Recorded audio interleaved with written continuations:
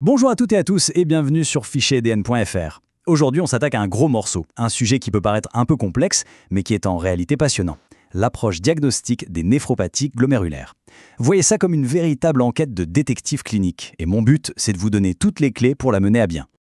Alors, comment on va s'y prendre? Voilà notre plan. D'abord, on va apprendre à repérer les signes d'appel. Ensuite, on regroupera ces signes en grands syndromes pour y voir plus clair.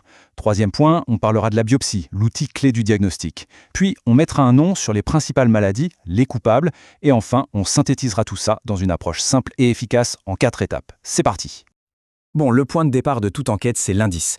La toute première étape, c'est donc de savoir reconnaître les signaux d'alarme. À quel moment doit-on se dire « Attention, il y a peut-être quelque chose qui se passe au niveau des glomérules ».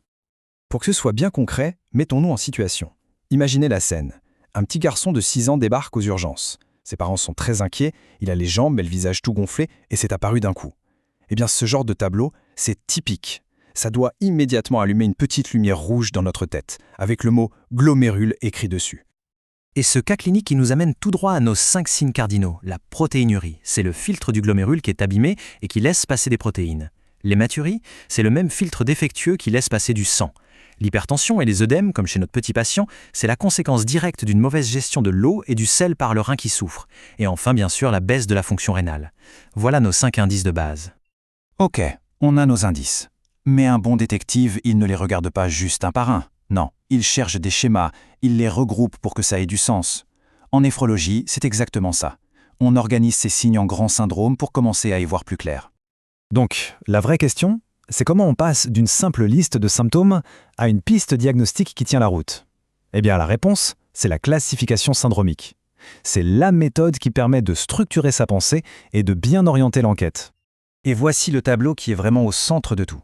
On a 5 grands syndromes. Par exemple, une hématurie qu'on voit à l'œil nu et qui revient après une angine, ça crie « maladie de Berger ». Une fuite massive de protéines avec de gros œdèmes, ça, c'est la définition du syndrome néphrotique. Un tableau qui s'installe brutalement avec de l'hypertension et une insuffisance rénale aiguë, c'est le syndrome néphritique. Et le plus important à reconnaître, celui qu'il ne faut jamais rater, une fonction rénale qui se dégrade en quelques semaines à peine, c'est la glomérulonéphrite rapidement progressive, une urgence absolue. Retenir ce tableau, c'est la première étape décisive.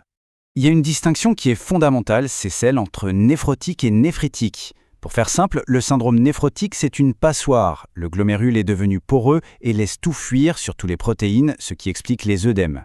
Le syndrome néphritique, lui, c'est un champ de bataille. C'est une inflammation aiguë dans le glomérule qui provoque hématurie, hypertension et insuffisance rénale. 2 mécanismes, 2 tableaux cliniques vraiment différents. L'autre distinction qui est vitale, c'est celle de la temporalité. D'un côté, on a la glomérulonéphrite chronique, qui évolue tout doucement, sur des mois, voire des années. De l'autre, on a la glomérulonéphrite rapidement progressive, ou GNRP. Et là, c'est une véritable course contre la montre. La fonction rénale plonge en quelques jours ou semaines. Le point crucial ici, c'est de savoir identifier la GNRP comme une urgence médicale absolue qui demande une action immédiate. Bon, on a nos syndromes, on a des hypothèses. Mais pour avoir la preuve, la certitude, il faut aller voir de plus près ce qui se passe vraiment dans le rein. Et c'est là qu'intervient l'outil ultime de notre enquête, la ponction biopsie rénale. Alors attention, ne biopsie pas tout le monde. L'indication de base chez l'adulte, c'est simple. C'est quasiment n'importe quel syndrome glomérulaire. Mais il y a des exceptions majeures à connaître. La première, c'est notre petit patient de 6 ans. S'il a un syndrome néphrotique dit pur, c'est-à-dire sans sens, sans hypertension, on traite d'abord. Pourquoi? Parce que c'est quasi sûr que c'est une maladie à lésion minime. La deuxième exception, c'est le patient diabétique de longue date qui a déjà une atteinte des yeux. On part du principe que le rein est touché de la même façon. Et puis, bien sûr, il y a des contre-indications formelles. Ok, on a notre prélèvement. Maintenant, qu'est-ce que le médecin anatomopathologiste va chercher sous son microscope? Il ne cherche pas directement une maladie, mais plutôt des lésions élémentaires, des indices qui, une fois assemblés, vont nous donner le fin mot de l'histoire. Le premier type de lésion, c'est la prolifération de cellules. Et parmi celles-ci, il y en a une qui doit nous faire bondir, la prolifération extracapillaire. On appelle ça un croissant, à cause de sa forme en croissant de lune. Voir ça, c'est un énorme red flag. C'est le signe d'une agression très violente et aiguë du glomérule. C'est la signature histologique des fameuses glomérulonéphrite rapidement progressives. Le deuxième indice crucial, ce sont les dépôts de protéines du système immunitaire. L'analyse en immunofluorescence, c'est un peu comme de la police scientifique. Elle va nous dire de quoi sont faits ces dépôts.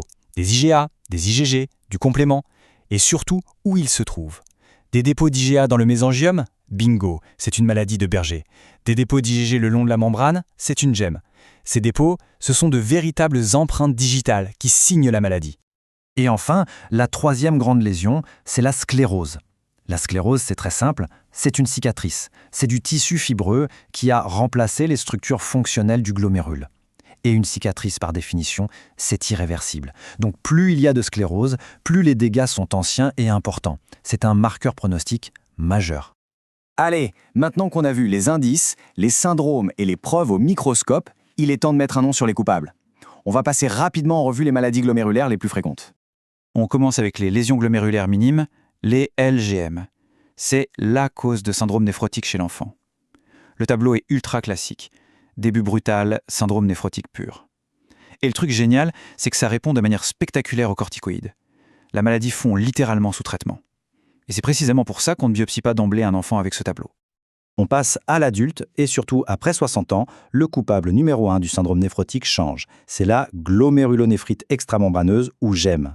À la différence des LGM de l'enfant, le syndrome néphrotique est souvent impur, c'est-à-dire qu'on trouve aussi de l'hématurie ou de l'hypertension. Et le point de vigilance absolu avec la GEM, c'est le risque très élevé de thrombose, notamment de la veine rénale. Maintenant, la championne du monde des glomérulonéphrite primitives, la maladie de Berger, qu'on appelle aussi néphropathie à IgA. L'histoire typique, c'est l'apparition de sang dans les urines 1 ou 2 jours après une infection ORL, comme une angine. La biopsie confirme en montrant les fameux dépôts d'IgA dans le mésangium. Son évolution est très variable et on surveille, comme le lait sur le feu, l'hypertension et la protéinurie, qui sont des signes de mauvais pronostic. Et on revient à notre grande urgence, la GNRP. C'est fondamental de savoir qu'il y en a 3 types, qui n'ont rien à voir. Le type 1, c'est la cause d'auto-anticorps dirigés contre la membrane basale, c'est la maladie de Goût-Pasture. Le type 2, c'est dû à des dépôts de complexes immuns, comme dans le lupus. Et le type 3, qu'on dit paucimmune, car il n'y a pas de dépôt, est associé à des anticorps qu'on trouve dans le sang, les ANCA, c'est-à-dire les anticorps anticytoplasme des polynucléaires neutrophiles. Ça, c'est la signature d'une vascularite. Cette classification est essentielle, car le traitement n'est pas du tout le même. Parfait. On a vu toutes les pièces du puzzle. Il est temps maintenant de tout remettre en ordre, de construire une méthode systématique, une feuille de route qui marche à tous les coups. Et voilà cette fameuse démarche en 4 étapes à graver dans le marbre. Étape 1, le diagnostic positif. Est-ce que le problème est bien glomérulaire? On cherche la protéinurie, l'hématurie. Étape 2, le diagnostic syndromique. On met le tableau clinique dans l'une des 5 grandes cases qu'on a vues. Étape 3, le diagnostic histologique. La biopsie nous donne le nom précis de la lésion. Et enfin, étape 4, le diagnostic étiologique. On cherche la cause de tout ça. Une infection, une maladie auto-immune, un cancer. Ce qu'il faut vraiment retenir, c'est la puissance de cette approche structurée. Ça permet de prendre une situation clinique qui a l'air complètement chaotique au début et de la transformer en une énigme logique qu'on peut résoudre pas à pas. Finalement, c'est ça l'essence de la démarche médicale. Alors, pour finir, je vous laisse avec une question. La prochaine fois, face à un patient qui présente une protéinurie et une hématurie, quel est le premier réflexe à avoir? J'espère que la réponse est évidente maintenant, c'est de dérouler l'approche en 4 étapes. Merci de nous avoir suivis sur fichierdn.fr et à très bientôt.